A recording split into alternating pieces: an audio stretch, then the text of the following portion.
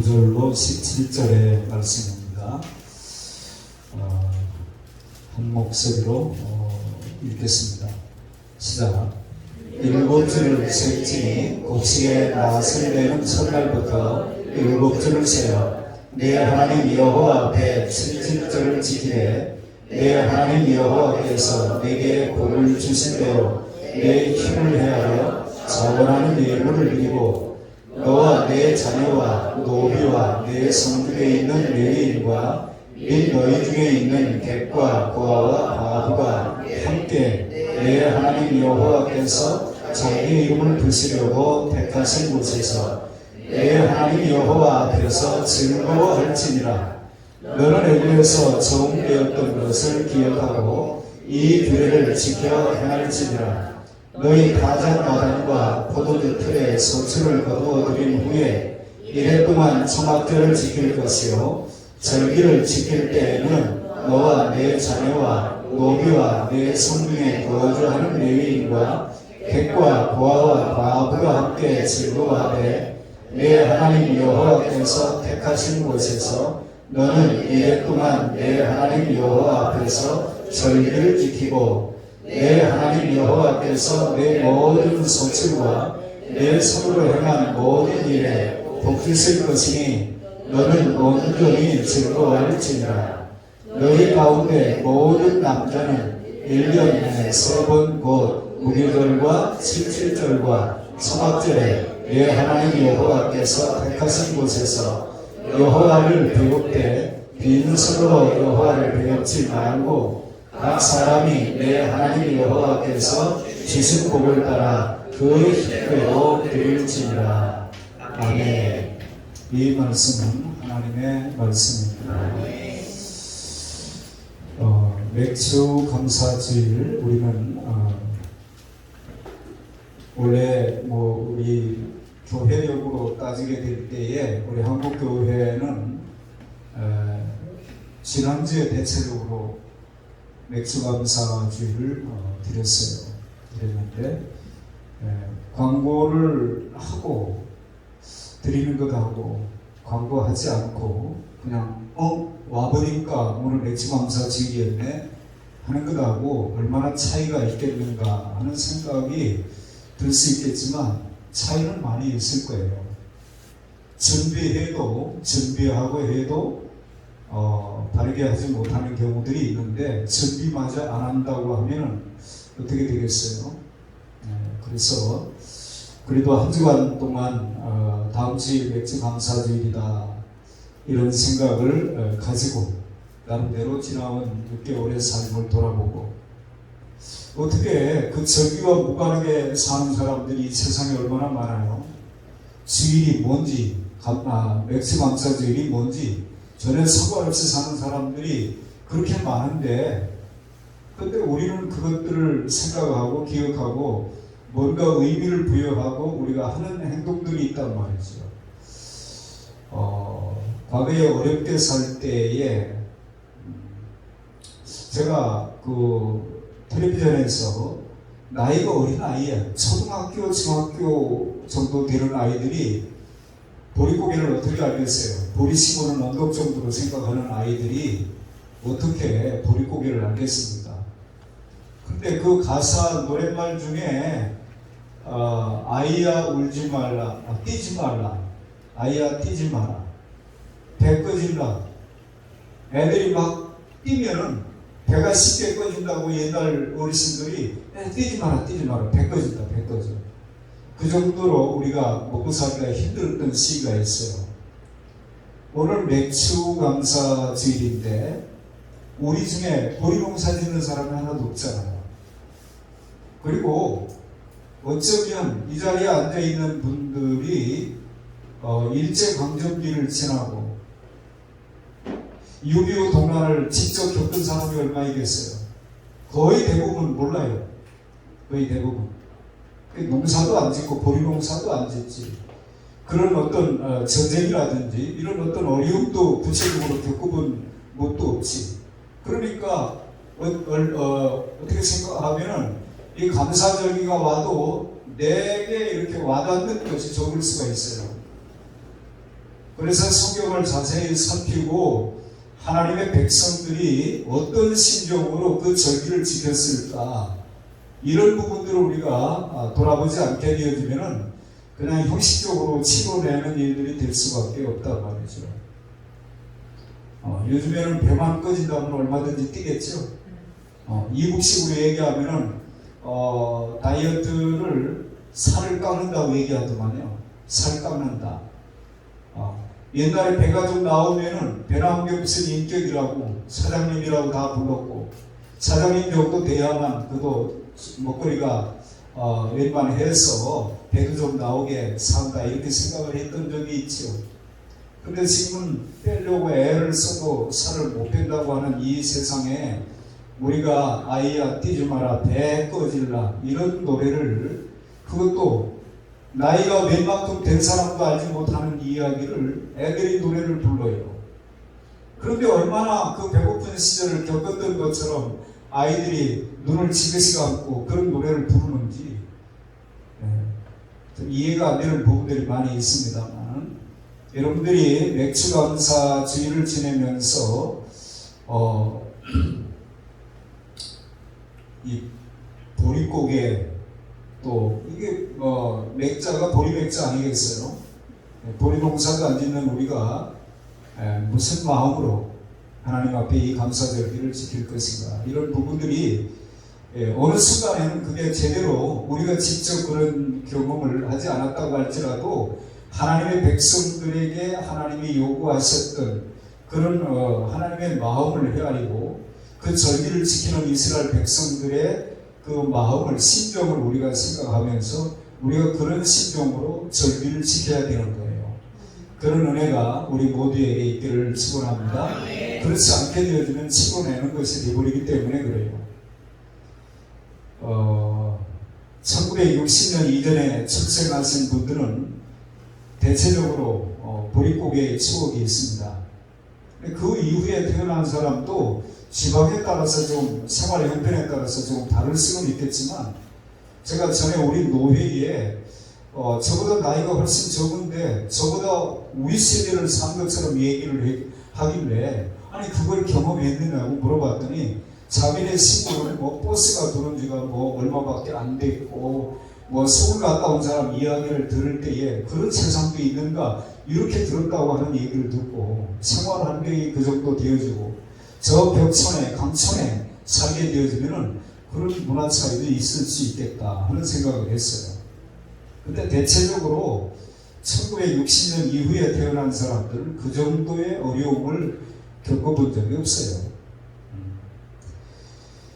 밭에 누런 보리가 채 있기도 전에 밭 한 모퉁이에서 베어다가 밥을 지어야만 했던, 그만큼 어려웠던 시절이 있었습니다. 그런데 오늘을 사는 현대인들은 그야말로 하나님의 은혜가 무량대수예요. 무량대수. 무량대수가 뭔지 우리 학생들은 오늘 예배가 끝나면은 무량대수가 뭔가 찾아봐야 돼. 무량대수래. 무량대수가 뭔데? 그러면 몰라. 무량대수래. 이러면은 안 되는 거예요. 하나님의 은혜가 무량대수입니다. 아멘. 아멘. 우리가 어떻게 수치를 계산할 수 없는 수라 이 말이에요. 모든 것이 하나님의 은혜라고 우리가 말하기는 쉽지만 정말 우리의 가슴에 사무치는 그런 심정들이, 복받치는 심정들이 있을 때에 은혜가 되는 거예요. 신명기서 16장에 이스라엘의 3대 절기를 소개하고 있는데, 오늘 우리가 맥주감사주의를 지내면서 초막절까지 같이 읽었어요. 왜냐니까 절기는 지키는 정신은 같다 이 말이에요. 그런 의미에서 19절까지 우리가 17절까지 읽었습니다. 첫째는 6월절이고 또 한 가지는 7.7절, 그 다음에 초막절인데, 이스라엘의 모든 남자는 1년에 3번씩 반드시 하나님을 찾아 나와 뵈야 됐다 그랬어요. 옆으로 한번 보세요. 모든 남자는 와야 된다고 그랬는데 남자가 안 온 사람, 난 남자 아니니까 안 가도 되겠네, 뭐 그건 아니에요. 그런데 여보, 김혜수 권사님 집에 가셔가지고 성경을 한번 읽어주고 모든 남자는 오라고 그랬는데 당신 빠졌더라고 오늘 가보니까. 이렇게 우리가 작은 것이지만 하나씩 적용을 해나갈 때에 우리가 성경에 자꾸 젖어들고 성경 속으로 우리가 들어가는 거예요. 그런데 뭐 안 나오면 할 수 없는 거지. 이게 아니고 여보 미안해. 이제 우리가 오래 살다 보면은 전략이 바뀌잖아요. 전략. 갑자기 오늘 저에게 가가지고 여보 미안하다고 얘기해 주세요. 내가 이걸 미리 당신에게 알려줘서 당신도 오늘 반드시 갔어야 되는 건데 내 잘못이라고 내가 사과하는 의미로 내가 한 통 내겠다고. 그럼 이게 뭔가 그럴 거 아니에요. 그러니까 적용이 중요하잖아요. 적용이. 제가 가끔 얘기했습니다만은 우리 속담에 부뚜막에 소금도 집어넣어야 짜고 구슬이 송아리라도 깨야 보배라고. 애플리케이션이 중요하단 말이에요. 적용을 어떻게 할 것인가. 그러니까 그 말씀을 내가 읽고 들었을 때에 이것을 어떻게 내 삶 속에 적용을 하고 내 가까운 사람들이 어떻게 적용을 시킬 것인가 생각을 해야 된다 이 말이에요. 그렇게 할 수 있기를 바랍니다. 자, 맹칠절의 의미가 무엇이며 또 어떻게 지켜야 할지를 함께 살피면서 은혜를 나누고자 합니다. 12절에 보니까 맹칠절을 왜 지켜야 하는지 우리가 나름대로 좀 생각할 수가 있어요. 자, 12절에 너는 애굽에서 종되었던 것을 기억하고 이 규례를 지켜 행할지니라. 신명기에서는 애굽을 떠난 지 40년쯤 지나서 받은 말씀이에요. 애굽에서 나와서 시내산에 머물면서 율법을 받은 백성들은 40년 광야 생활을 통해서 다 죽었어요. 우리가 아는 대로 여호수아와 갈렙과 레위 지파는 그만두고 나머지는 다 죽었다 이 말이에요. 나머지는 출애굽 1세대는 다 죽은 거예요. 광야에서 태어난 사람들이 지금 이 말씀을 듣는데 그들의 부모님이 돌아가시기 전에 어쩌면 부모들로부터 애굽 생활에서의 고단한 그 생활 이런 이야기를 귀가 깍지가 앉을 수 있도록 자주 얘기를 들었을 거예요. 우리도 마찬가지 아닙니까? 우리도 가끔 이제 어르신들이 무슨 얘기를 하면은 그 또 그 소리 누가 그랬다잖아요. 옛날에 어려웠던 시절을 얘기하니까 냉장고 냉장고 열고 꺼내 먹지 그랬다는 거예요. 그때는 냉장고가 없었단다. 그럼 라면 끓여 먹지? 라면도 없었단다. 계속 아이가 대꾸하는 것마다 그때는 그런 게 없었다. 그때는 그럴 수가 없었다. 이런 얘기하니까 아이 답답하다고 문 열고 나가버리다는 거예요. 너 나무 껍질을 벗겨 먹는다고? 촉은 못 피라고 뭐라고 해요? 나무 껍질 산에 가가지고 웬만한 거 꺾어 먹고 따 먹고 이렇게 했던 일들이 많이 있었단 말이죠. 지금은 먹거리가 넘쳐나요. 이 먹거리가 과연 우리 몸에 유익하냐 아느냐 그거를 따지고 유기농이냐 무기농이냐 더 좋은 먹거리를 지금 찾는 거지 먹거리 자체가 없어가지고 고민하는 그런 시대는 아니라 이 말이에요. 400여 년간 노예 생활을 해온 시기가 그들에게 있었습니다. 통상적으로 노예가 되는 경우가 전쟁에 포로로 잡혀온다든지 아니면 자기 자신이나 부모가 빚을 져가지고 빚을 갚지 못해서 팔려서 노예가 되는 경우가 대부분이었는데 그런데 히브리 민족이 애굽에서 노예 생활을 하는 것은 그 어느 것도 아니었습니다. 애굽에서 총리로 있었던 아들 요셉이 부르기 때문에 이제 야곱과 그의 가족들이 70여 명이 애굽으로 내려와서 잠깐 지내려고 하다가 거기서 그냥 들어앉아서 살게 됐던 거예요. 그런데 문제는 요셉을 알지 못하는 새로운 왕조가 출애굽기 1장에 보면은 요셉을 알지 못하는 다른 왕이 일어나면서부터 이제 그 히브리 백성들이 어려움을 당하기 시작을 하는 거예요. 이스라엘 자손이 얼마나 왕성하게 번식을 하는지 염려한 나머지 노예로 삼아서 온갖 학대를 하기 시작을 했던 것입니다. 이렇게 세월이 흐르니까 히브리 자녀들은 태어나면서부터 노예가 된 거예요. 왜 애국 왕의 노예가 되어야 하는지 알지 못하고 권력과 무력에 의해서 학대당하고 살 수밖에 없는 그런 형편이 된 거예요. 노예는 자유가 없습니다. 소유가 없습니다. 노예는 미래가 없어요. 일하기 싫다고 안 할 수가 없는 거예요. 시키는 대로 해야만 합니다. 심지어 내가 낳은 아들도 내 아들이 아니라 주인의 아들인 거예요. 조지 오웰의 동물농장이라고 하는 책을 보다가 제가 얼마나 많이 책을 보면서 그렇게 세상의 어떤 유머 책도 그렇게 재밌는 책은 제가 본 적이 없어요. 근데 조지 오웰의 동물농장을 보다 보니까 동물들이 나중에 반란을 일으키잖아요. 그러면서 자기들끼리 모여서 이런저런 회의를 하는데 네가 낳은 새끼 어디 갔냐고. 주인이 팔아먹었다고. 아니 왜 내 새끼를 주인이 팔아먹느냐는 거예요. 네가 낳은 알 그것도 주인이 다 먹고. 아무튼 그런 식으로 동물들이 회의를 하면서 인간이 못했다고 하는 것을 얘기하면서 결국에 반란을 일으키는 내용이 그 조지 오웰의 동물농장에 보면은 나와요. 자, 송아지가 태어나면은 엄마 소가 이건 내 새끼야. 자, 우리 신앙인들도 마찬가지 아닌가요? 자, 성경적으로 얘기할 때 부자라고 하는 것은 누구라고 그랬죠? 자기 소유가 있는 사람이 부자예요. 우리는 예수님을 그리스도로 주인으로 왕으로 섬기는 사람들이기 때문에 만물의 주인은 하나님이시라고 믿는 사람들이죠. 그러니까 접대용으로만 말로만 하나님이 주인이라고 그러고 내가 주인 행세를 다 한다고 그러면 그 사람을 성경은 부자라고 해요. 그 부자가 천국에 들어가기가 얼마나 어렵다고요? 네? 아니 약대가 바늘기로 어떻게 들어갑니까?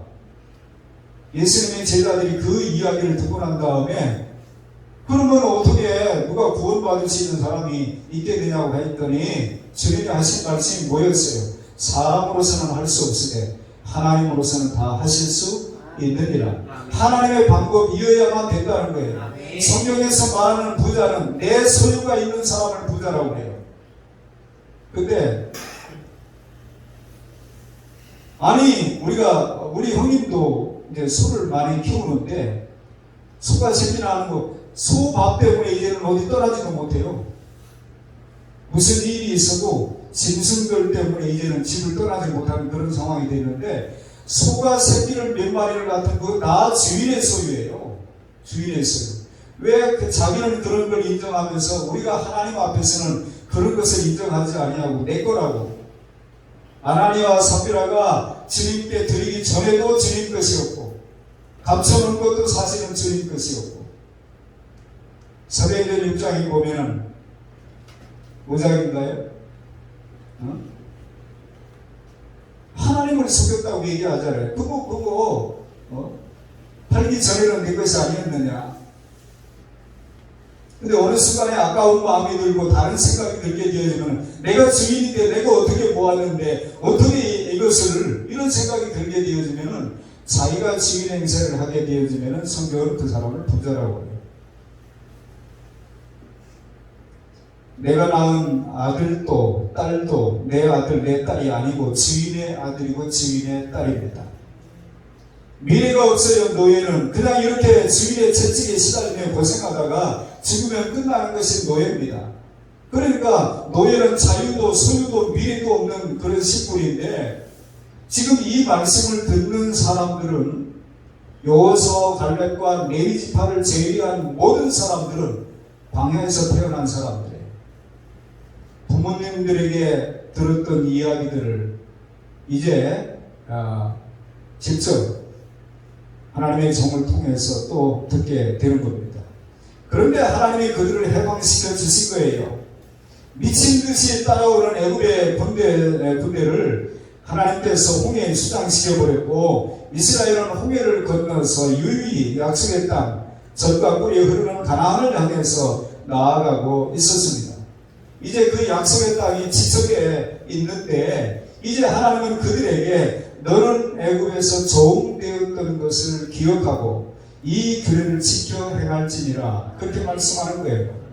그렇다면 오늘을 사는 우리는 어떤 의미가 있느냐? 우리도 마찬가지죠. 우리가 태어나 보니까 어떻게 하다가 몇 살 때 죄인이 된 게 아니에요. 몇 살 때에 사탄의 노예가 된 게 아니에요. 태어나 보니까 우리는 본질상 진노의 자녀이었던 거예요. 내 의지와 아무 상관이 없었습니다. 우리가 전쟁에 진 것도 아니고 우리가 빚을 지고 팔려간 것도 아닙니다. 그런데 태어나 보니까 죄인이라는 거예요. 많은 사람들이 반항하는 이유가 뭡니까? 내가 왜 죄인이냐고. 응? 예수 안 믿으면 그 죄값으로 지옥 간다고.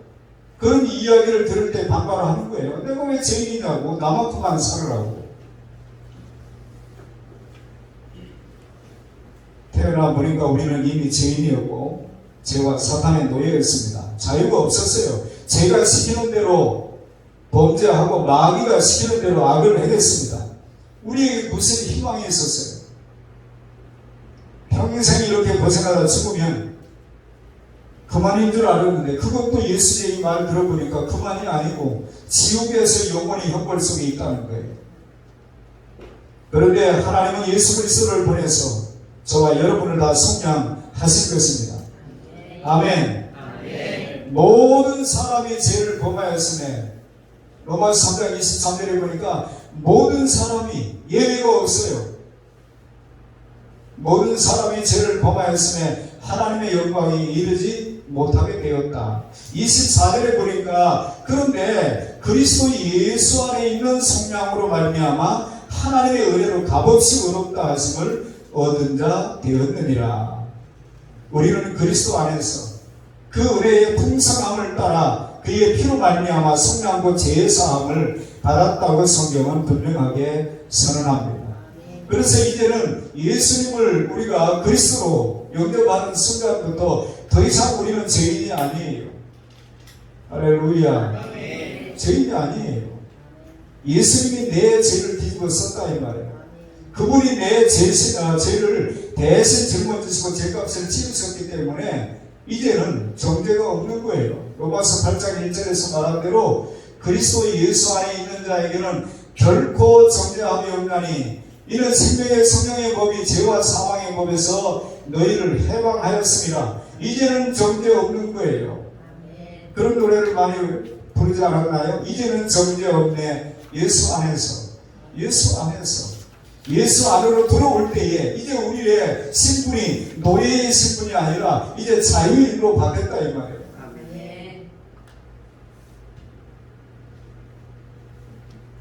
더 이상 우리는 죄인도 아니고 마귀의 종도 아니고 하나님은 우리를 이제는 의인으로 부르셨다 이 말이에요. 의롭다함을 얻게 되었다 이 말이에요. 하나님 없이 살던 그 시절을 기억하고 옛날을 기억하고 이 맹신들을 지키는 거예요. 그런데 오늘 성경에 보니까 언제 지켜야 하느냐? 맹신들은 6월절 후 49일이 지나야 되기 때문에 77절이라고 부른 거예요. 일수는 열흘입니다. 오순절, 77절, 맥수절 다 같은 말이잖아요. 그래서 사실 우리 한국교회는 성령 강림주의를 따로 지키는 오순절주의 교파들이 있어요. 그리고 교파에 따라서 어떤 교회는 3.1절 기념주의도 지켜요.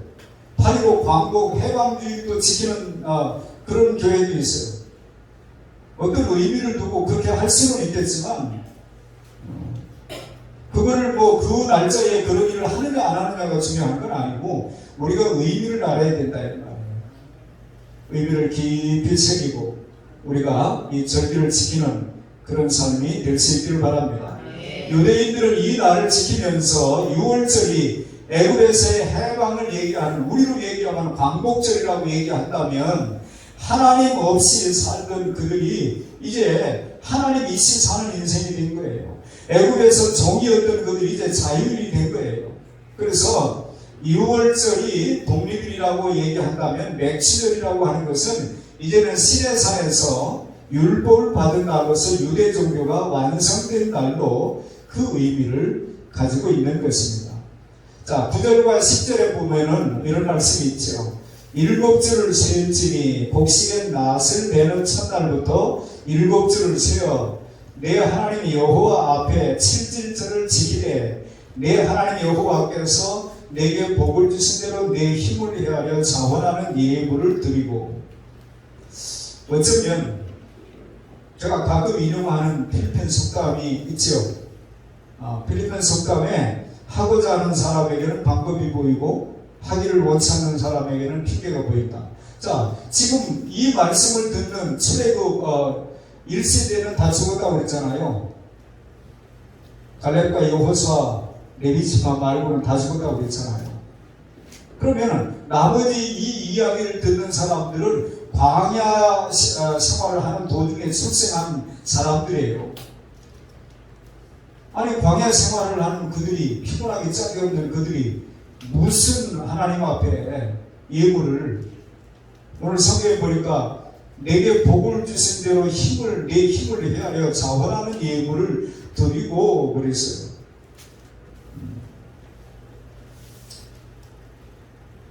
낫을 내는 첫날부터 7줄을 세워서 하나님 앞에 칠칠절을 지키는 겁니다.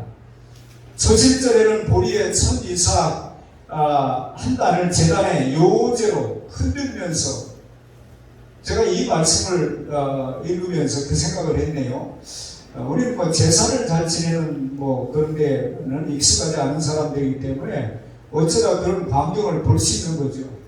그런데 잔에다가 술 한 잔을 따라가지고 산소에 가가지고 부모님 묘가 됐던 조상들의 묘 가서 이렇게 성묘를 하고 이럴 때에 꼭 술을 따라가지고 빙빙 돌리더라고요.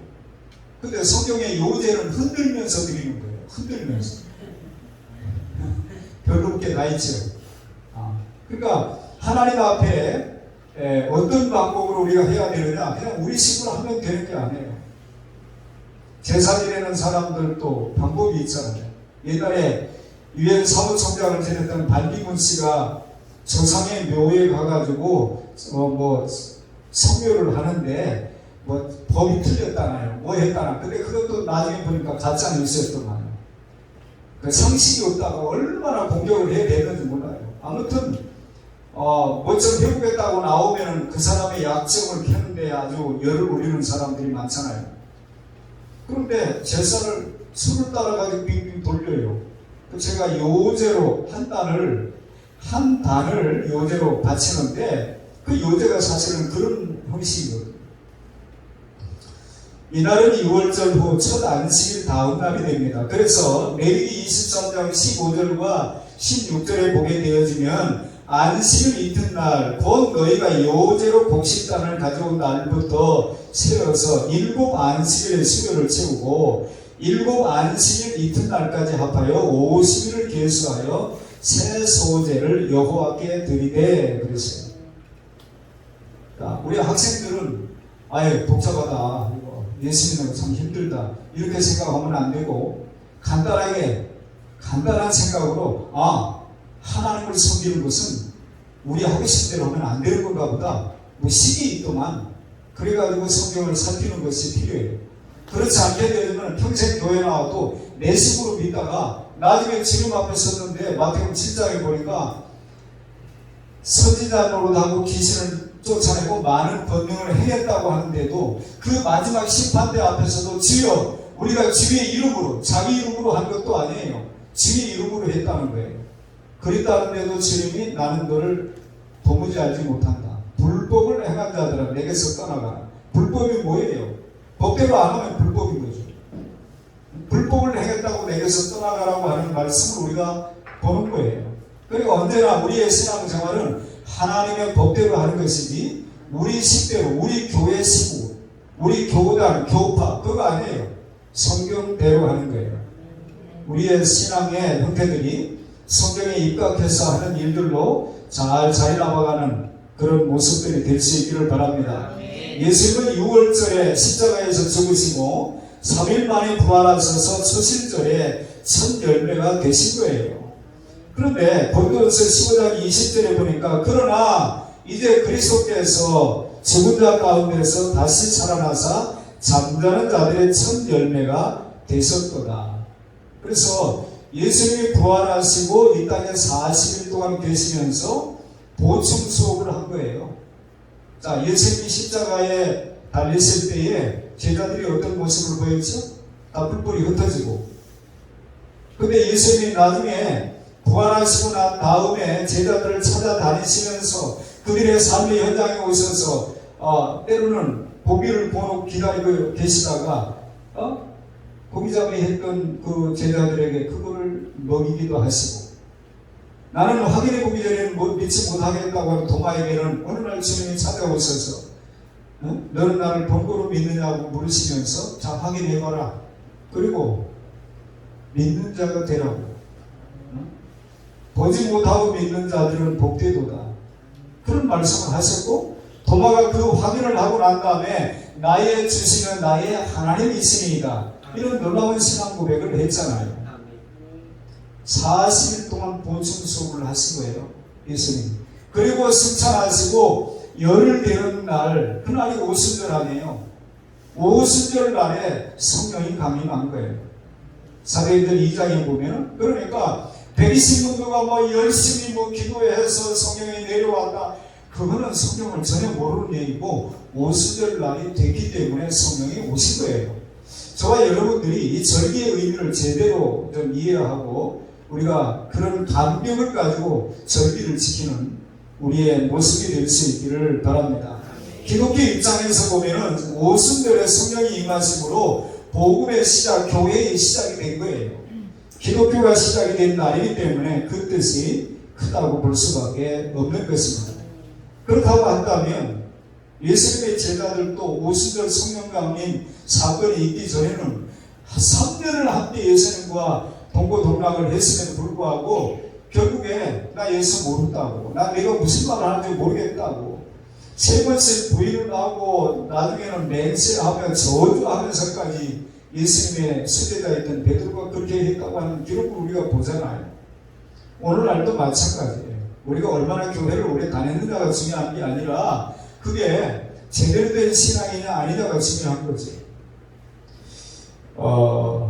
지금은 우리가 맥주절과 성령 강림절을 따로 지키고 있습니다만은 사실은 우리가 이 맥주절기를 더 큰 의미를 두고 성령 강림도 마찬가지니까 오순절 날에 이미 이름에 하늘로부터 급하고 강한 바람 같은 것이, 그래서 거기에 모여있는 모든 사람들에게 한순간에 임했다 이 말이죠.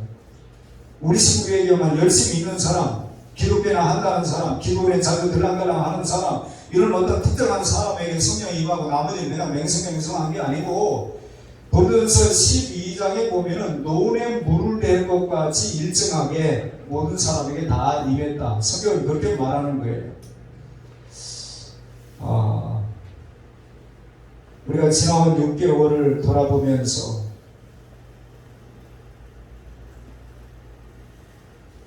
돌아보니까 그것도 하나님의 은혜였고, 돌아보니까 이것도 하나님의 은혜였고, 순간순간은 내가 열심히 해서 내가 노력해서 어떤 누구 때문에 이런 것 같았는데 그것조차도 하나님의 은혜였다고 하는, 이제 진실한 고백을 우리가 이런 절기를 통해서 하는 거예요.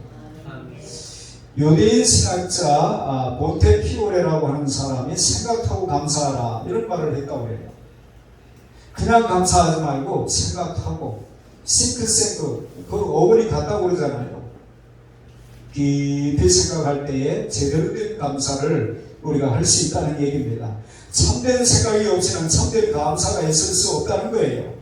무엇보다 지난 6개월 동안 우리에게 베풀어 주신 하나님의 은혜에 대하여 감사하는 마음이 있어야 될 것입니다. 저는 근자에 지금 한 2주 정도 사부가 이제 세브란스에 입원을 하면서 거기서 수술을 하고 이제 그런 과정들 또 재활한다고 오면서, 그런데 수술하고 난 다음에 간호사가 부탁을 하는데 요만한 거, 우리가 사스 때문에 이제 손에 소독하는 일에 굉장히 이제 익숙해져 있잖아요. 근데 요만한 병을 하나 갖다 주고 그 속에 물을 담아가지고 목이 마르다고 하면은 물은 절대로 먹으면 안 됩니다. 그러면은 그걸 가지고 한 번 이렇게 칙 뿌려주라는 거예요, 혀에다가.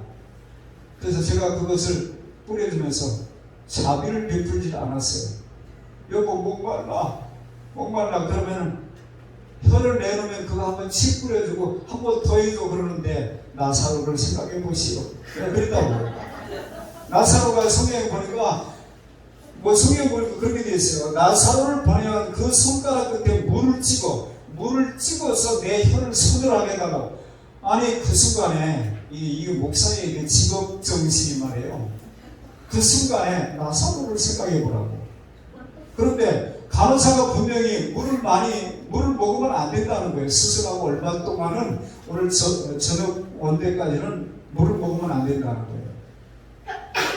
그래서 그걸 가지고 있다가 목마르다고 그러면 한번 뿌려주고, 나중에 그 시간이 다 지났는데도 물 줄어든 양이 요만큼밖에 안 돼요. 요만한 굵기에 그 통에 요만큼밖에 안 줄었어요. 그러면 아니 물은 먹으면 안 된다고 하는데 정 힘들다고 그러면 그거 한번 칙 뿌려주라는 거예요.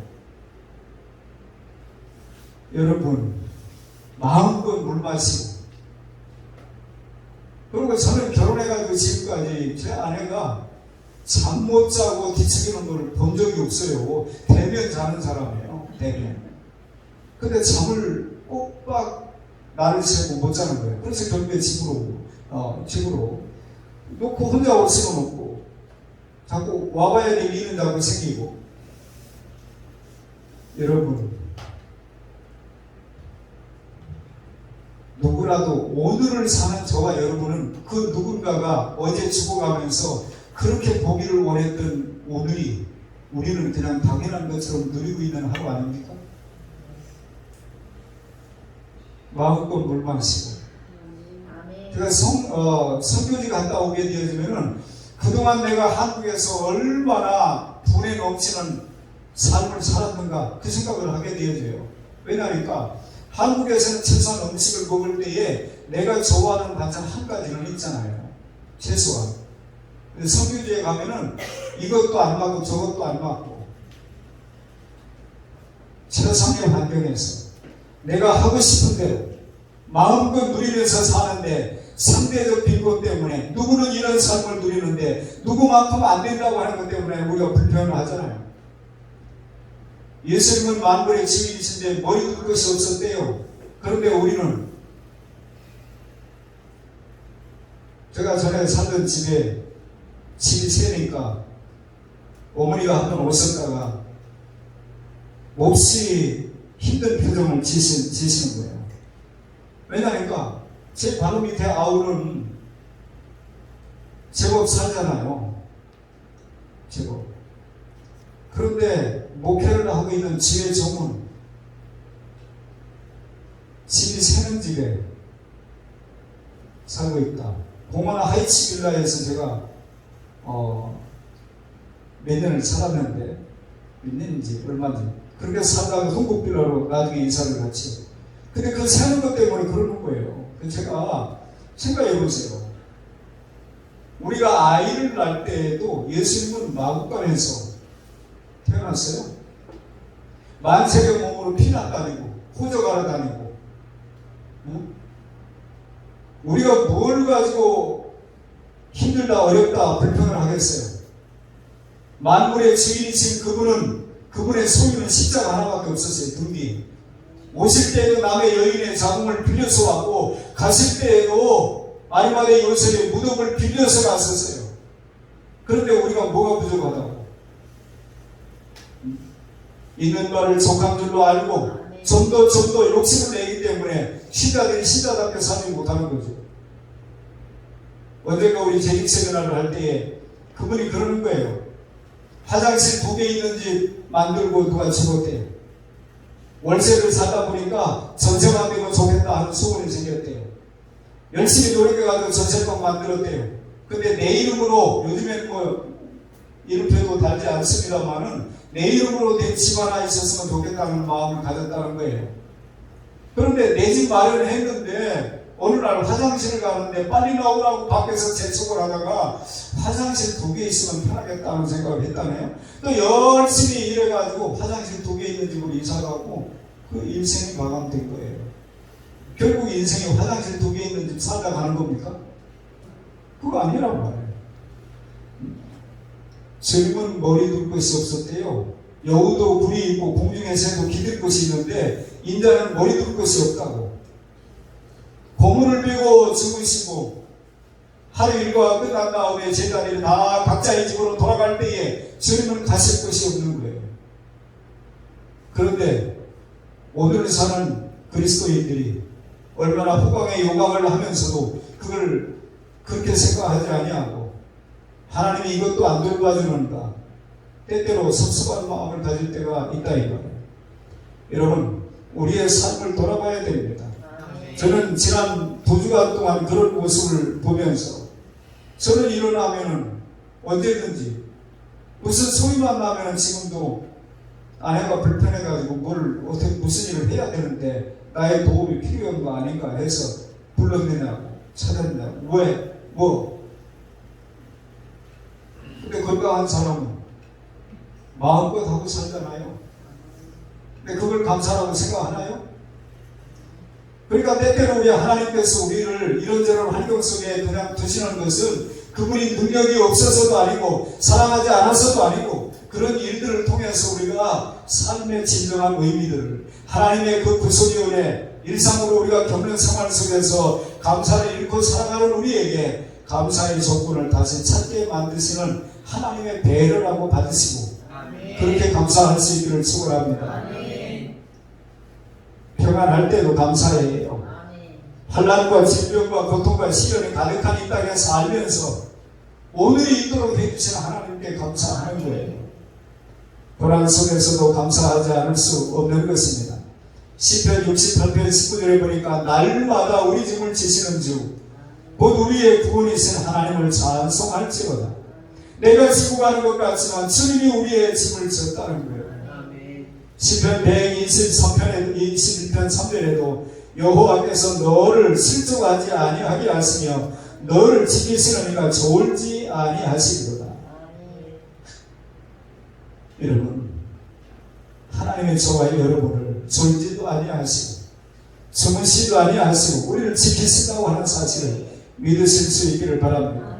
돌이켜보면 지난 6개월 동안도 내 힘으로 열심히 사느라고 애쓴 것 같지만 하나님의 은혜가 있었습니다. 그분이 돌봐주신 거예요. 얼마나 많은 사람이 가끔 지나다니다 보면은 어제 사고로 죽은 사람이 몇 명이고 어제 부상당한 사람이 몇 명이고 하루에 자살하는 사람이 몇 명이고 이런 어떤 통계들을 볼 때마다 하나님이 나를 지켜주셨다. 김기동 집사가 보고만 전도한 김기동 집사가 교통사고를 나고 난 이후에 차를 운전하고 가다가 옆에서 오는 차들이 내 차를 들이받지 않고 지나가는 것만 해도 감사하다고 그래가지고 한 차가 쑥 지나가면 할렐루야 할렐루야 그랬다잖아요. 누구나 하는 일이 아니에요. 그런데 그런 일들을 겪어본 사람은 그게 되는 거예요. 저와 여러분의 삶 속에 원수 마귀가 우리를 이렇게 저렇게 유린하고 우리를 이곳저곳으로 끌고 다니고 그가 시키는 대로 그렇게 하다가 영원히 망해야 될 인생들에게 우리 주님이 대신 우리의 죄짐을 짊어지시고 우리를 애굽이라고 하는 나라에서 종살이하다가 해방된 것하고 비할 바가 아니라 이 말이에요. 구속의 은혜에 대한 감격을 가지고 살아갈 수 있기를 바랍니다. 자, 그럼 너와 네 자녀와 노비와 네 성중에 있는 레위인과 및 너희 중에 있는 객과 고아와 과부가 함께 네 하나님 여호와께서 자기 이름을 두시려고 택하신 곳에서 자 말해볼까요? 9절로 우리가 11절을 11절을 읽었는데 거기서 찾아보세요. 자, 함께 온 가족이 지켜야 돼요. 하는 사람이나 하고 그게 아니고 온 가족이 11절 3반절에 그렇죠. 너와 네 자녀와 노비와 네 성중에 있는 레위인과 및 너희 중에 있는 객과 고아와 과부가 함께. 그러면 우리의 삶 속에 이런 말씀을 읽기 전에 듣기 전에는 그냥 나나 하면 된다고 하는 생각을 가졌던 사람도 생각을 좀 바꾸는 거죠. 어떻게 해요? 이게 모든 사람이 지켜야 되는 거구나. 그렇죠? 따라합시다. 모든 사람이 온 온 가족이 하라고 그랬잖아요. 심지어 종들 노예까지도 다 하라고 그랬잖아요. 근데 그들은 안 해도 상관없다고 우리는 생각하고 살잖아요. 자, 두 번째는 택하신 곳에서 그랬어요. 아무 곳에서나 지키면 되는 것이 아닙니다. 저는 심지어 우리 앞선 저는 이제 저희 어머니 경우만 생각하더라도 제가 보고 자라온 것은 출타를 하셨다가도 주일이 되면은 주일 되기 전에 꼭 집으로 오셔가지고 본 교회를 지켰어요. 여행 가서 제가 대명 콘도인가요? 우리 총회에서도 전에 한번 무슨 대회가 있을 때 대명 콘도에 갔더니 대명 콘도에 놀러 온 사람들에게 예배를 드리는 곳이 있다고 오라고 하는 광고가 붙었더라고요. 대천 해수욕장도 예배 드리고 물놀이 하라고 그거를 제가 예전에 봤어요. 의료 서비스가 이제 찾아가는 서비스가 있다고 보는데 이제 왕지라는 게 있는데 하도 교회 안 나고 놀러 가니까 대면 콘도까지 누가 와서 교회에 없는 어떤 무임 목사인지는 모르겠습니다만 그곳에 대면 콘도에서 그 회장이 사장이 믿는 사람이기 때문에 그 예배실을 만들어준 게 아니고 그걸 찾아가는 거예요. 아니 서울에 올라갔었으면은 거기서 주일 예배 드리고 오셔도 될 텐데 그렇게 하신 적이 없어요. 현대인들은 선택 여지가 너무 많아서 좋죠. 그러다가 더 망가지는 거예요. 택하신 곳에서 맹신절을 지키라고 했습니다. 그 택하신 곳이 어디예요? 솔로몬이 성전을 건축하고 난 다음에 드린 기도를 보니까 이런 기도가 있어요. 주께서 전에 말씀하시기를 내 이름을 거기에 두리라 하신 곳 이 성전을 향하여 주의 눈이 주야로 보시오며 종이 이곳을 향하여 비는 기도를 들으시옵소서. 자, 다니엘이 창문을 열고 기도하지 않으면 기도가 성갈이 안 됩니까? 네? 안 되는 거예요? 아니 그거 창문을 열고 전에 하던 대로 다니엘이 해가지고 사려굴 속에 들어가게 됐잖아요. 그럼 현대인들이 볼 때는 미련한 거예요. 아니 그 기간 동안에 잠깐 하나님 찾던 일들을 중지하고 그럼 그 다음에 하면 되잖아요. 네?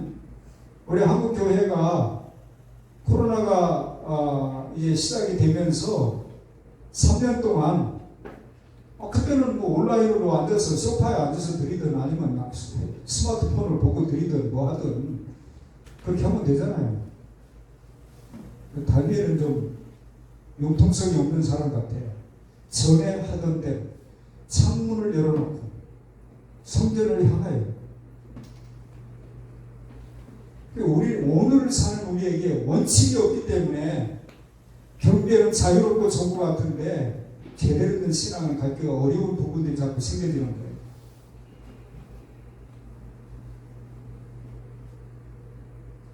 하나님께서 밤에 솔로몬에게 나타나셔서 역대하 7장에 보니까 이제 이곳에서 하는 기도에 내가 눈을 들고 귀를 기울이니 이는 내가 이미 이 성전을 택하고 거룩하게 하여 내 이름을 여기에 영원히 있게 하였습니다. 내 눈과 내 마음이 항상 여기에 있으리라. 택하신 곳에서. 그렇다면 오늘을 사는 우리에게는 우리가 주님의 이름으로 모여서 예배드리는 장소를 생각하면 되겠죠. 그 다음에 10절에 보니까 내 하나님 여호와께서 내게 복을 주신 대로 복을 주신 게 없습니다. 하나님 그동안 저를 부려먹기만 하셨지. 말라기서에 보니까 하나님이 내가 너희를 사랑한다. 언제 하나님을 사랑했어요?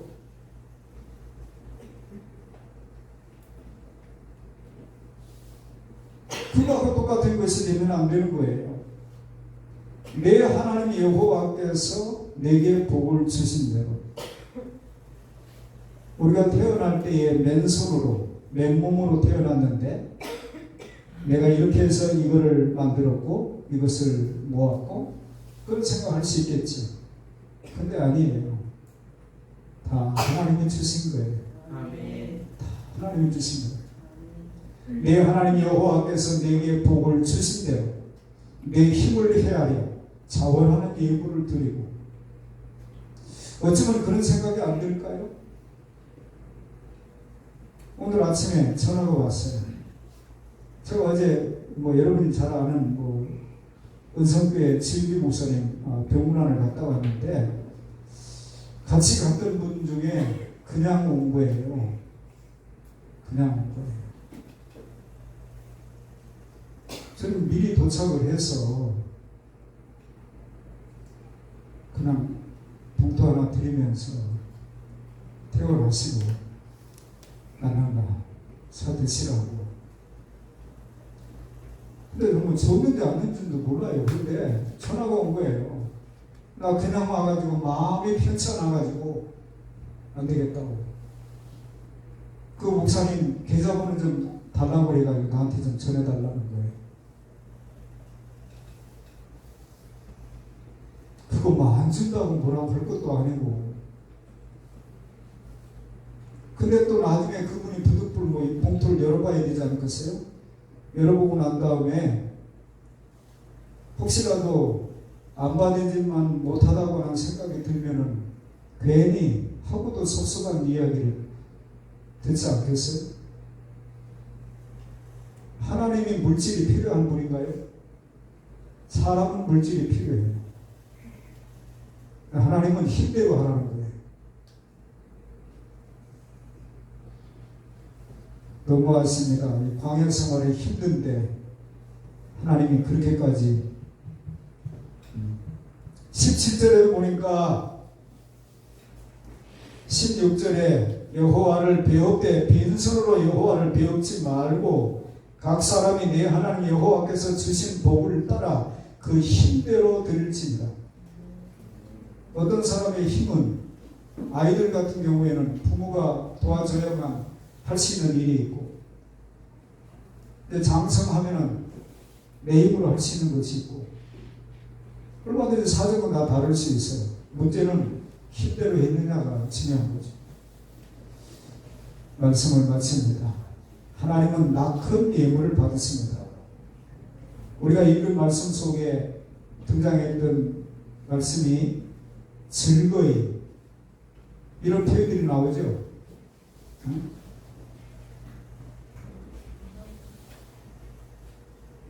11절에도 보니까 내 하나님 여호와 앞에서 즐거워할지니라. 그리고 14절에도 보니까 절기를 지킬 때에는 너와 네 자녀와 노비와 네 성중에 거주하는 레위인과 객과 고아와 과부가 함께 즐거워하되.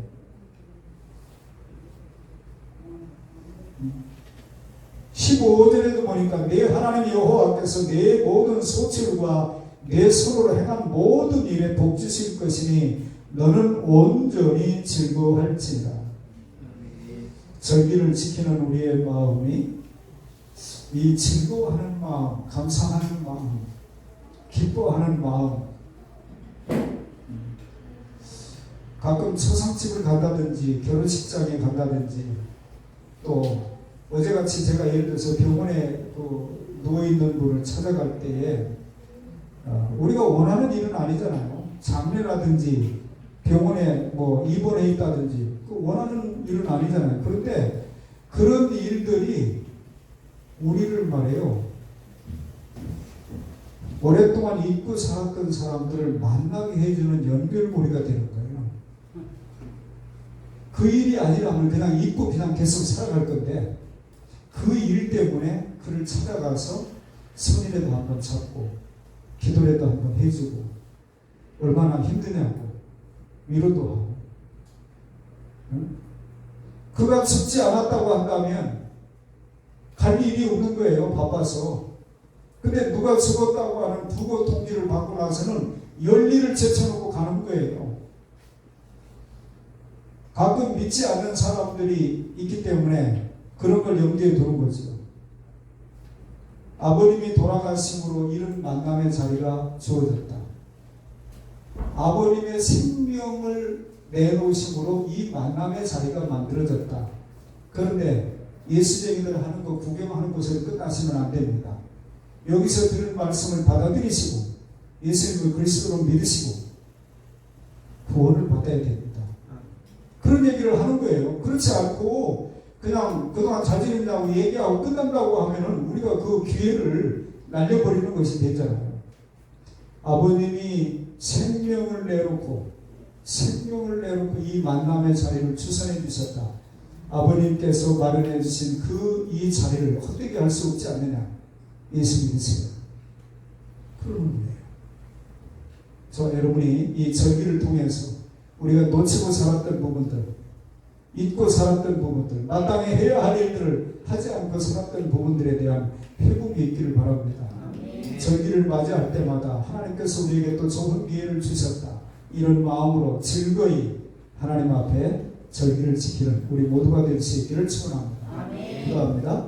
하나님 아버지 감사합니다. 하나님 앞에서 며칠들을 바로 지키는 우리의 기쁨과 즐거움과 행복이 세상의 그 어떤 것보다도 크게 하여 주시옵소서. 당연한 것으로 여기고 살던 부분들이 어떤 일을 우리가 겪을 때야 비로소 생각하게 되어지고 그것도 은혜였다고 생각하는 부분들이 많습니다. 생각이 둔한 저희들을 감사 절기를 통해서 다시금 일깨워 주시기를 원하시는 주님, 구속의 은혜에 대한 감격을 갖게 해주시고 우리가 본질상 진노의 자녀이었던 저희들이 그저 한 나라의 인간의 어떤 통치와 압제 밑에서 해방된 것과 비교할 수 없는 구속의 은혜에 대한 감격을 놓치지 않게 도와주시고 우리가 살아가면서 일상으로 겪는 일들 누구라도 그렇게 살아가는 것 아닙니까? 그렇게 말하는 것들 속에서도 저희들은 하나님의 은혜인 것을 깨닫고 하나님께 감사와 찬양과 영광을 돌립니다. 하나님 도와주셔서 언제나 하나님이 기대하시는 모습으로 우리의 아름다운 절기가 이루어지게 도와주시고 이런 일들을 통하여 우리가 또 다른 사람에게 절기의 참된 의미를 일깨워주며 소개하면서 그들도 그것과 연관 있는 인생으로 바뀌어지는 인생이 되기를 소원하며 힘쓰는 모두의 삶이 되게 하여 주시옵소서. 예수님의 이름으로 기도하옵나이다. 아멘. 우리의 신앙 고백이 될 수 있기를 바랍니다. 그것은 하나님의 사랑.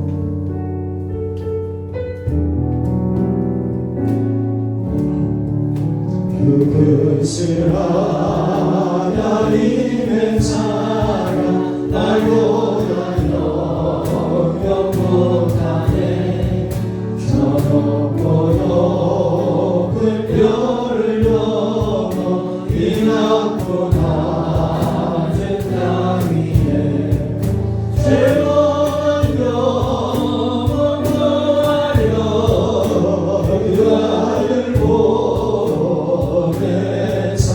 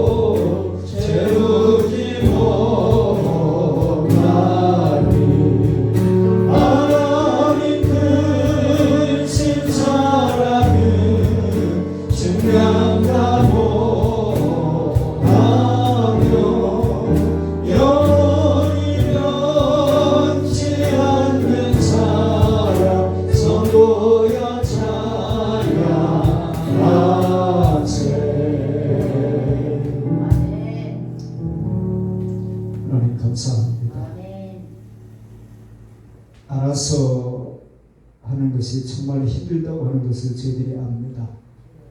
주께서 올바른 방법으로 하나님이 연락하실 수 있도록, 흠양하실 수 있도록 저희들이 절기를 지킬 수 있도록 구체적인 방법을 또 제시해 주셔서 하나님이 받으실 만한 그러한 절기 감사를 드릴 수 있게 하심을 감사합니다.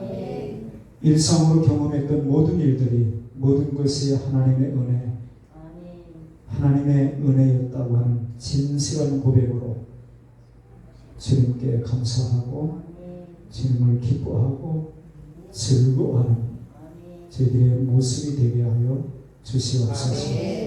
주님 예수 그리스도의 은혜와 아버지 하나님의 극진하신 사랑하심과 보혜사 성령님의 교통케 하시는 놀라우신 은총이 감사절기를 통해서 저희들 하나님의 사람으로 더 온전하게 세우시기를 기뻐하시는 하나님의 의도를 다시금 깨닫고 즐거이 함께 택하신 장소에서 하나님의 방법으로 우리가 모든 예배의 삶으로 남은 때도 살아가겠다고 다짐하고 돌아가는 사랑하는 모든 교우들 머리 위에 이제로부터 영원까지 함께 있을지어다. 아멘.